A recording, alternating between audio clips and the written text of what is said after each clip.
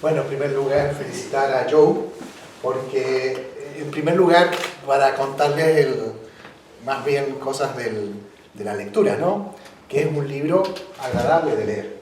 Es no solo de fácil lectura, sino de lectura gozosa, ¿ya? Se lee más como novela que como una biografía o un tratado, ¿no?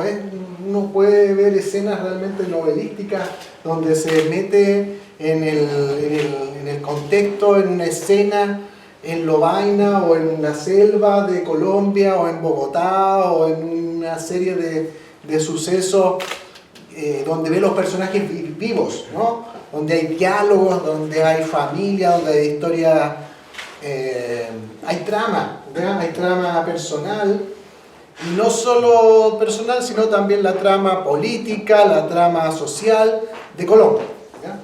Lo segundo que uno descubre al leer este libro es que Colombia es muy similar a Chile y al mismo tiempo muy distinta. Esa sensación de estar en una similitud al mismo tiempo extraña, ¿ya? Es un país que tiene elementos latinoamericanos y muy comunes con nuestra realidad chilena, pero también que procesa esa similitud de forma totalmente distinta, ¿ya? Entonces, esa comprensión de la realidad colombiana intensa, profunda, la ofrece el libro como una inmersión en la historia de un país distinto al nuestro, pero también muy parecido. Entonces, una historia paralela, que además esa historia paralela explica mucho de nosotros, ¿no? En términos de que ahí hay procesos similares de resistencia política y de enclaustramiento de los conflictos, de bloqueo, ¿sí? Y sobre todo un elemento que yo creo que es muy central en el libro, que es esa élite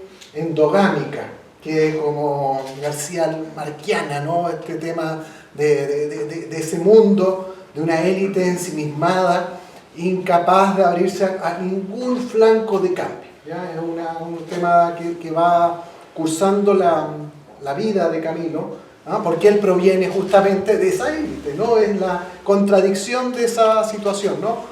Esa élite que va diciendo que no a cualquier atisbo de cambio, mientras la sociedad avanza por otro lado, ¿no? Y por otra parte, un mundo popular subalternizado, así que no tiene voz propia ni lugar de enunciación. Por lo tanto, como no tiene lugar de enunciación, hay un momento donde hay un vanguardismo político que él trata de abrir esa brecha, ¿no? Y entonces aparece la figura de Camilo, yo creo, en esa fisura. Y busca la vanguardia en tanto válvula de escape a una situación donde, por un lado, la élite está totalmente ensimismada, clausurada en su marco analítico, incapaz de ceder ni siquiera en los marcos más estrechos de la oposición liberal, a la cual trata, digamos, de ofrecer una alternativa, y por otra parte, por abajo, un mundo popular tan subalterno que no tiene ni siquiera la capacidad de decir lo que piensa por sí mismo, porque no tiene lugar donde pararse, ¿no? Un lugar de enunciación, diríamos, un espacio donde puede articular un discurso propio, ni siquiera una conciencia de esa discursividad. Y ahí, bueno, el rol de Camilo creo que tiene una prehistoria, ¿no? Esa radical, primero la búsqueda desde esa élite conservadora de un rol social que era el que estaba predestinado, por decirlo así, por naturaleza, ¿no? El sacerdocio como una consecuencia de un lugar donde no tienes más marcos de análisis para poder ofertar una respuesta a algo que tú intuyes que debe ser cambiado, pero no tienes cómo, ¿no? Y en algún lugar él descubre, yo creo, las ciencias sociales.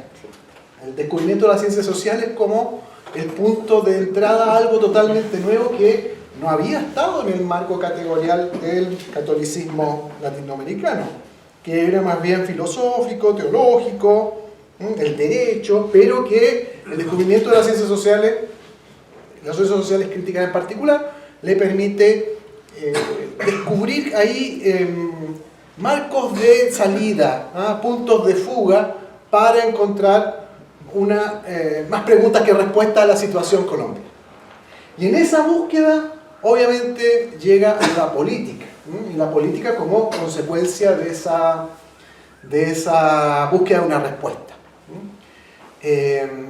Yo pensaba una pregunta más bien retórica, pero que creo que todos podemos llegar a la misma conclusión, ¿no? ¿Podrá darse un nuevo Camilo Torres en América Latina? Y yo creo que no. Es una figura única y creo que no se va a repetir, por dos razones. Primero, porque era cura y porque era guerrillero. Yo creo que va a haber muy pocos curas en el futuro y muy pocos guerrilleros. Entonces, la mezcla de ambos factores, cura-guerrillero, no se va a repetir en ese sentido, ¿no? Es decir, él es parte de un mundo donde la Iglesia católica y el clero en particular todavía jugaban una función en el siglo XX de intermediación entre ese mundo popular y esa élite, donde el clero podía generar un marco interpretativo, mediador, un marco de armonización de intereses, pero esa figura hoy día va a desaparecer en unos años más. Yo creo que estamos en un mundo donde el clero católico está demográficamente reduciéndose a un punto muy evidente, ¿no? Y va a ser reemplazado por otras figuras tal vez religiosas de otro tipo, incluso dentro del mismo catolicismo, pero ya esa figura no va a mediar, no vamos a tener esa figura intermediadora de roles entre lo religioso y lo político, entre lo social y lo cultural. Entonces creo que eso no va a darse. En segundo lugar, la figura del guerrillero tampoco, ¿no? Yo creo que esa figura del foquismo, de esa estructura del Ejército de Liberación Nacional en términos jerárquicos, con una comandancia en una selva, yo creo que es también una figura del siglo XX, ¿no?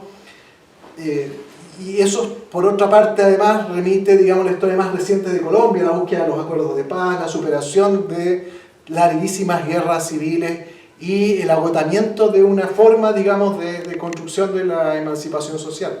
Entonces, ¿qué vamos a tener? ¿Y qué queda de Camilo? Si no va a haber otro Camilo en la historia. Yo creo que Camilo en sí mismo es un referente porque la historia de Camilo es muy fuerte y ahí está el libro para testimoniarlo. El testimonio de él es suficientemente fuerte como para mostrar no solo una voluntad, sino también una voluntad razonada. Yo creo que la caricatura siempre muestra a Camilo Torres como un cura radicalizado por una pasión política, que es la construcción, por decirlo así, de la iglesia oficial, que hace decir que Camilo y otros, ¿no?, se radicalizaron por una fiebre, ¿no?, como que hubo un demonio que los sedujo a la violencia. Y la verdad es que fue más bien la consecuencia lógica de un razonamiento muy ponderado de acuerdo a las condiciones de la época y con una clausura del sistema político para engendrar otras alternativas, ¿no? Y por otra parte, esa figura de Camilo también remite a liderazgos sociales que logran, por decirlo así, dar cauce a demandas que se van a expresar de otra manera. Yo creo que cada época crea liderazgos adecuados a su tiempo, ¿no? Y Camilo Torres fue adecuado y fue fruto de un tiempo determinado. Y van a surgir otros Camilos, pero no tal vez curas guerrilleros, ¿no? Entonces, en esa lógica hay que ver dónde van a surgir Camilos y Camilas, ¿sí?, que van a tratar de enganchar con estas luchas sociales, ¿no? Y que van a dar respuesta a los problemas de su tiempo. Y en eso yo creo que va a haber una continuidad de fondo, tal vez no de la misma manera, ¿no? Yo creo que la espiritualidad o el factor de las grandes tradiciones religiosas en el contexto latinoamericano y mundial son fuentes inagotables de resistencia, porque frente a causas en las cuales parecen imposibles, hay que tener la voluntad de enlazarse a algo que sea imposible, algo que esté más allá del pragmatismo, del cálculo racional de oportunidad, más allá del cálculo, por decirlo así, utilitarista, más allá del análisis racional de la posibilidad más inmediatista. Y por lo tanto, esa voluntad yo creo que va a quedar como herencia de ese fragor o de esa capacidad de esa herencia, por decirlo así, camiliana, de ver más allá del horizonte utilitarista, inmediatista, cortoplacista, donde hay un análisis estratégico muy racional de posibilidad. Hay un punto de fuga, ¿verdad?, de lo imposible que se debe hacer posible. Y lo segundo, creo yo, con Camilo, es el análisis también de las ciencias sociales. Yo creo que él es un gran padre, digamos, de las ciencias sociales colombianas, ¿ya? Es uno de los iniciadores de la sociología moderna en Colombia, es uno de los autores que va recogiendo una síntesis de una sociología política en ciernes cuando empieza a hacer ese análisis en América Latina, y por lo tanto eso también es parte de su trayectoria que debemos valorar. Por último, yo creo que en el fondo Camilo también es ícono, ya tal como otros que hay en América Latina tan relevantes como él, como uno podría decir Che Guevara u otras figuras de los años 60 que se convierten en ícono.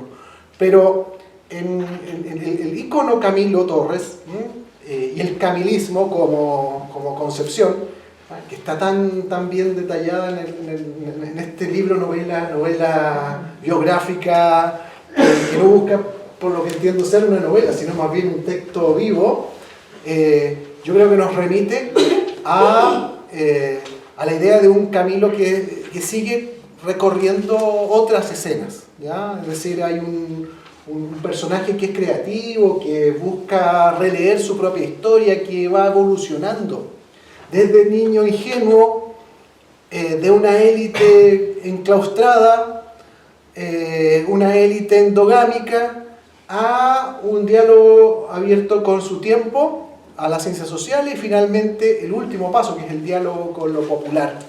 Y esa evolución creo que es magistral en el caso de Camilo, ¿no? Es inevitable recordar a gente como Mariano Puga cuando uno lee el caso de Camilo, digamos, un sacerdote de una élite muy enclaustrada como la chilena, que vive un proceso de formación, ¿no? También muy parecido al de Camilo, ¿no? En este caso se va a estudiar a Francia, vuelve y se encarna en una realidad popular, ¿ya? Y busca otra forma, como las que buscó Mariano, para expresar también esa búsqueda. Entonces, yo creo que esos casos, ¿no?, de ese tipo de liderazgo dan para mostrar acá en la figura de Camilo un caso ejemplar que podría dar pie a análisis de más biografías. Uno podría decir, acá hay otras biografías que contar, ¿no? Una biografía pendiente, por ejemplo, de Mariano, o de un Bolto, o de otras figuras, estoy pensando en monjas, ¿no?, y en otras figuras laicales, que tenían esa misma, un itinerario biográfico muy similar, que yo creo que es un patrón a descifrar. ¿Qué pasó con esas personalidades que lograron descubrir, por decirlo así, un otro mundo posible en medio de una evolución que fue por una parte intelectual, pero también política, personal, que conllevó rupturas biográficas, rupturas familiares, rupturas generacionales, rupturas culturales muy profundas. Entonces, bueno, más que nada felicitar el tremendo trabajo, invitarlos a leer el libro, que es un agrado, y ojalá que nos despierte la imaginación y la inspiración para construir otras biografías también necesarias para nuestro tiempo. Gracias.